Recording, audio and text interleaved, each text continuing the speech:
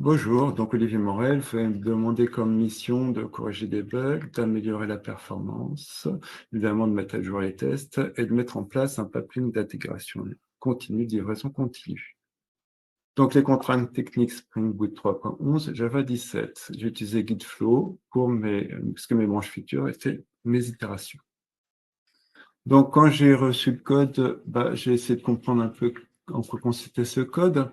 Donc là, on a les services externes qui sont appelés. C'est là que ça peut prendre du temps. Et aussi, il faut peut-être envisager l'éventualité que c'est des services peut-être Internet et que le serveur puisse ne pas, peut-être ne jamais répondre. Donc, il faut, pour faire attention au timeout sur les threads.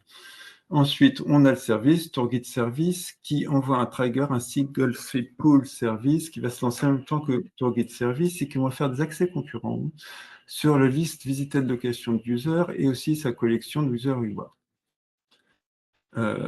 Donc, c'est tout ce qu'il y avait à dire de remarquable. Et donc, les accès concurrents vont se faire au niveau de track user location, où justement, ils vont mettre un objet dans la liste, donc ils vont faire une écriture dans la liste. Et ensuite, on a des boucles avec des itérateurs sur les listes, et notamment, on va aussi faire un add sur cette liste-là.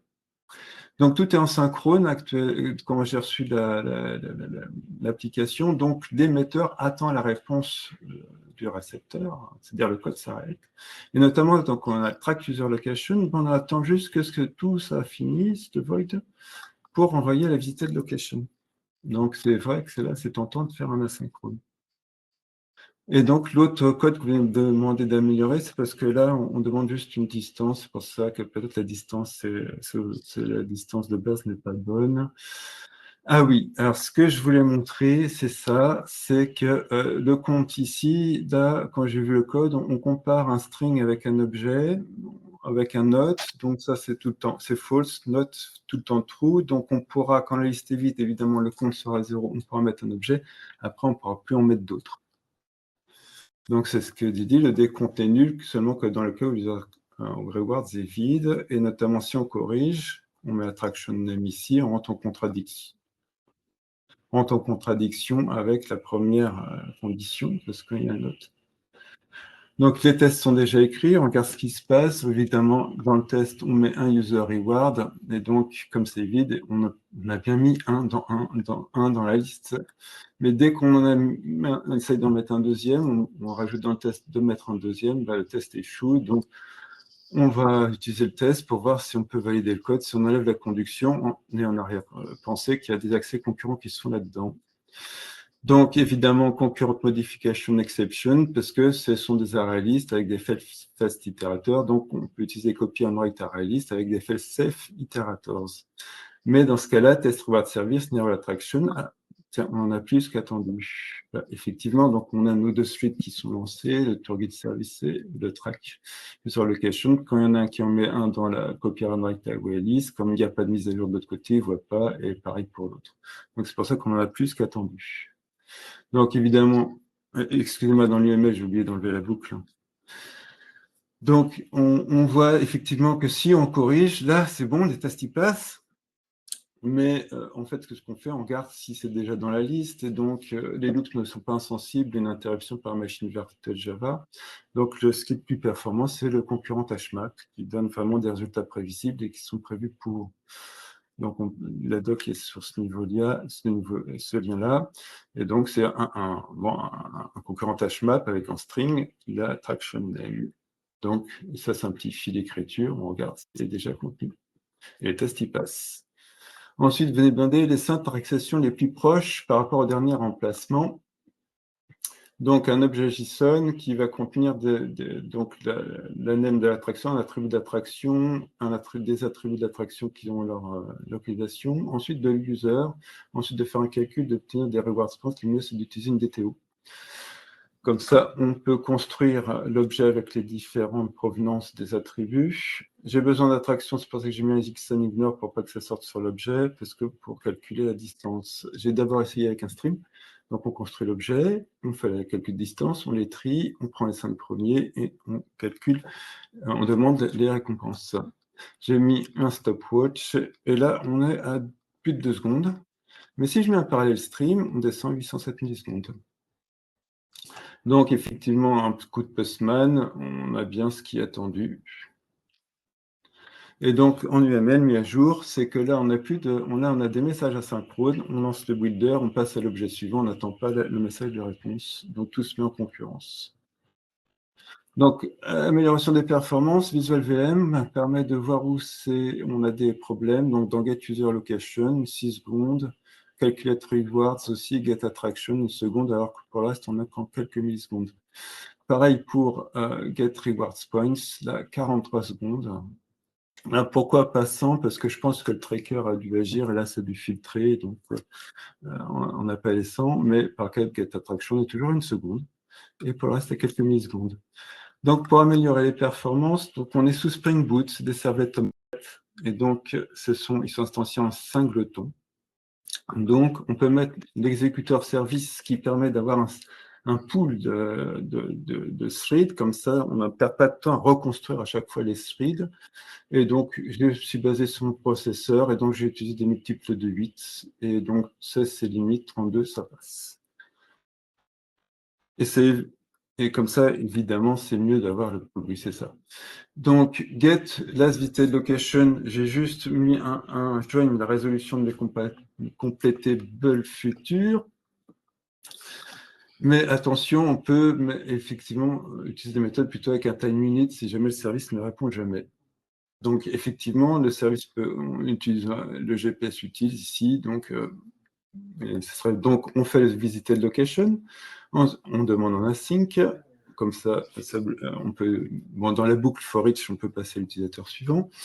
Dans du test, donc save visiter location, on demande en asynchrone qui calcule les words, mais on n'attend pas qu'il y ait le résultat pour le renvoyer à l'utilisateur. Donc c'est là, attention, donc il faut peut-être mettre un timeout parce que si ça répond jamais, ça s'est lancé dans le serveur et on a fini le retour à l'utilisateur. Donc ça, on peut laisser un script tourner longtemps. Donc mettre un timeout. Surtout, c'est important si le service ne répond jamais. Amélioration des performances, reward service, donc le même discours, et là j'ai dû monter jusqu'à 256, 128 ça passait pas. Donc là je fais un get user, un supply async, get user attraction, ensuite accept async, là c'est nos méthodes qui prennent quelques millisecondes, et je lance juste le parallel stream qui utilise lui par contre le function pool d'implémentation, je pourrais répondre en dernière lors des questions. Et donc, ça, c'est juste ça comme octet qui va être envoyé au thread, pas tout ça.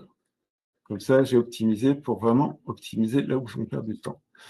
Donc, en UML, évidemment, on voit que c'est des appels asynchrones. Donc, ici, c'est le Zen Accept. Hein, donc, ça, notre méthode, elle reste donc synchrone ici, là, add, ici, le add, c'est un void. Hein. Donc, ça reste synchrone, mais c'est quand même dans l'asynchrone. Et donc, on envoie les calculate rewards, et donc, effectivement, on n'a plus le void. C'est-à-dire, dès que le résultat de cette location arrive, c'est envoyé à l'utilisateur, et ça continue dans le serveur. Adaptation des tests en multithreading, donc juste un join sur ce get user reward, hein, la résolution des completable futurs, et dans les tests de performance, il faut que je récupère tous mes completable futurs, je les récupère tous dans la boucle du for each, parce qu'en fait, on parcourt les users. Et ensuite, il y a la méthode all off pour pouvoir tous les manipuler avec juste un objet. Et donc là, c'est là que je vous montre l'utilisation d'un get avec un timeout. Donc, si c'est pas résolu au bout de 15 minutes, on lance le test est que l'exception ne doit pas se lancer. Si elle est lancée, le test échoue. Alors, try finalise, il n'y a pas de catch. Donc, l'exception, elle ressort. Mais le finally est quand même exécuté. Le finally est exécuté quoi qu'il se passe dans le try. Donc, on ferme les services proprement. On n'attend pas que le garbage collector s'en occupe. Et là, dans le test performance, c'est la même chose, hein, sauf que c'est à nous, c'est à 20. Donc, on vérifie avec Visual VM ce qui se passe. Donc, évidemment, on voit bien les get user location qui se lancent, qui sont envoyés, et on voit bien que le serveur, en fond, il va calculer les get rewards. Là, on a gagné du temps, évidemment. On voit tout de suite sur Alors, la livraison continue, l'intégration continue et livraison continue, Git Flow Workflow, on crée un fichier Maven YML, on donne un nom. Donc, je suis en Git Flow, donc c'est pour ça qu'il y a la branche développe, il y a les merges, les pull requests et les push. Le working directory, pourquoi pour Maven? Parce qu'en fait, le Git est mis dans Java EN, le projet, et le source est dans Tourguide. Donc, on va les jobs, d'abord install dependency, on lance la machine virtuelle, on dit qu'on a besoin de Java, et on demande un cache Maven pour tout ce qui est installé en dépendance. On a un M2 qui soit utilisable dans Git. Donc, ensuite, on dit qu'on a besoin on chaîne, on dit qu'on a besoin du précédent, on fait la même chose, et évidemment, dans du build, Maven va mettre à jour son cache. Et là, lors du test, pareil, on dit qu'on a besoin du build, on lance le test, on dit que Maven a besoin de son cache, ensuite on demande le package. Pareil, lors du npm package, il va importer encore des dépendances, et on dit que les tests ont été lancés avant, donc pas besoin de les refaire. On demande de sauvegarder l'artefact et de rendre disponible. Donc, qu'est-ce qu'on voit sur Git? Effectivement, install, build, test, package, et le package est disponible en download. Voilà. Est-ce que vous avez des questions? Merci beaucoup Olivier pour la présentation. Écoutez, non, alors j'ai quelques questions bien sûr. Alors déjà, j'ai trouvé ça très clair. J'ai bien aimé la démarche, déjà de recherche et d'amélioration des performances. Alors j'avais des questions, un petit peu plutôt sur, tout ce qui était, tests. Alors j'ai vu que vous aviez mis en place des tests. Oui. Hem, quelle Le était un test. petit peu quelle était un petit peu la démarche de la mise en place des tests? Bah, en fait, les tests, j'ai juste modifié ce que j'ai dans le diaporama. J'ai Tout à lu fait. les tests, donc j'ai amélioré le test évidemment pour cette histoire vis-à-vis quand j'avais découvert le code, les choses un petit peu bizarres que j'avais signalées. Et ensuite, juste, j'ai additionné dans les tests performance, j'ai juste rajouté juste ce code-là. Sinon, OK. dans les tests, j'ai fait un Jacoco. Alors, le Oui. Jacoco est disponible. Alors, excusez-moi.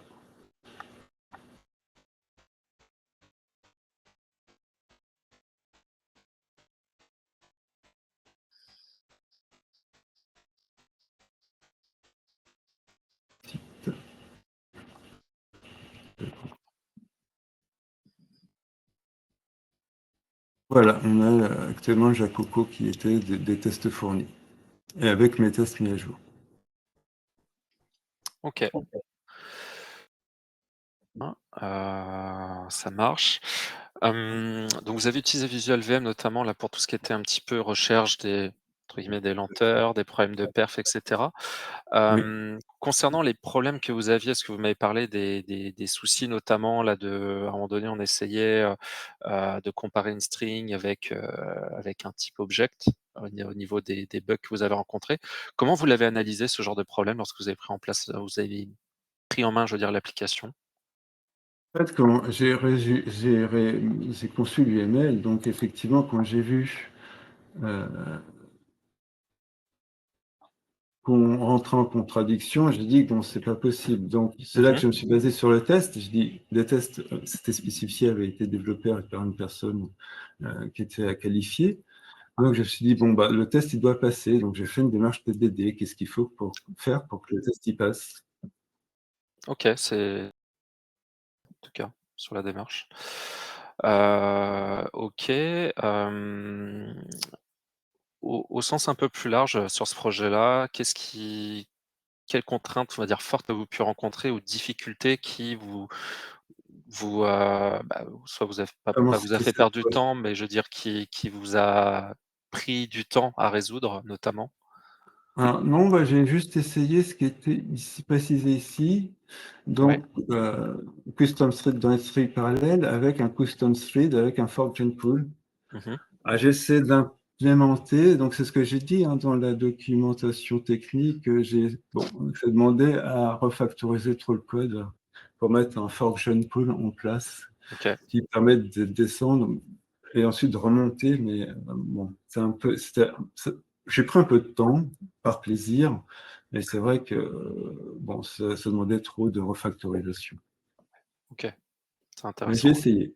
Ouais, ouais, mais c'est bien d'avoir, on va dire, une autre vision un petit peu de comment faire ou essayer d'avoir des choses qui permettent d'encore plus optimiser. Mais effectivement, on va dire le coût entre la factorisation, la refactorisation du code et l'efficacité, ouais, pas l'efficacité, mais je veux dire surtout le coût, peut freiner, on va dire un petit peu les choses, ouais. Sur ce projet-là, est-ce qu'il existe d'autres solutions pour justement, résoudre ces problèmes de performance-là, en termes d'architecture, par exemple? C'était ça, hein, c'était vraiment mettre en Fork Pool. Bon, ça vaut le coup d'être essayé, mais bon, c'est tout ce que je voyais. Parce qu'en fait, avec un thread, on serait tombé dans un modèle producteur-consommateur, donc on aurait Ouais, attendu que le producteur consomme. Et c'est ça, c'est l'impossibilité de faire ce que j'avais dit, les unaccept en async, euh, de pouvoir effectivement demander, c'était ici, voilà, l'utilisateur a sa visite de location, là, on peut lancer ça, on n'a pas à attendre que ça se résolu. ouais, Oui, tout à fait. tout à fait. Et est-ce qu'on aurait Mais pu, par exemple, en termes d'architecture, je sais pas, changer pour, supporter on va dire, supporter la charge utilisateur en, je sais pas, par exemple, une architecture microservice ou plutôt web, avec, par exemple, un load balancing devant, des choses comme ça pour Alors, éviter? c'est Spring Boot, par défaut, il va résoudre ça en singleton. Mmh. Donc, en fait, ça va être multithreadé sur un singleton. C'est-à-dire OK, les appels web, enfin API, là, ici, en quelque sorte, c'est un thread par utilisateur par appel de méthode. Mais c'est pour ça que j'ai spécifié effectivement dans le guide service que l'attribut de classe l'exécuteur service, comme ça, on n'en a qu'un seul de lancé. ouais, Alors, c'est vrai qu'on peut configurer string pour qu'il y a un thread de classe lancé par utilisateur et pour pouvoir le mettre peut-être sur plusieurs serveurs. Mais bon, je connais. Et c'est le problème, c'est ensuite pour effectivement les exécuteurs service. OK, Oui, là-dessus, j'ai du mal à. Bon, il faudrait que j'étudie ça plus approfondément. OK. Non, ça marche, ouais, c'est une idée, c'est vrai que ça peut être une autre manière, on va dire, Ils de disent faire. que ça prend beaucoup de ressources sur Bah, la machine, hein. c'est c'est ça le problème, c'est qu'il faut réussir à trouver le bon compromis aussi, parce qu'aujourd'hui, à l'heure du cloud, on est aussi sur les consommations de ressources et choses comme ça, donc il faut faire attention à ce qu'on fait, notamment sur les microservices. Quand on en déploie trop, c'est très coûteux et c'est très, très coûteux, déjà en prix et puis en ressources machines, ouais, tout à fait. OK, j'ai vu que donc vous aviez aussi un pipeline d'intégration continue. Qu'est-ce qu'on aurait pu faire pour faire aussi du déploiement continu sur un serveur, par exemple, pour aller un petit peu plus loin que le pipeline? J'ai pas regardé trop la solution, en fait. Ouais, pas de Mais souci, bon. hein. C'était juste par curiosité cette question, vous inquiétez pas. Non, non, bon, c'est sûr, hein, j'ai dit que j'aurais aimé prendre du temps un peu plus Mmh. sur effectivement tout ça. Bon, et aller comprendre Du parcours, ouais. tout à fait. Bon, ça c'est important parce que là, dans la société où je travaille, effectivement, je suis en train de professionnalisation. Et donc, effectivement, il y a du déploiement continu sur les VM. OK, très bien. Eh beh, écoutez, j'ai pas d'autres questions, je vous propose qu'on s'arrête là? Tout à fait, merci.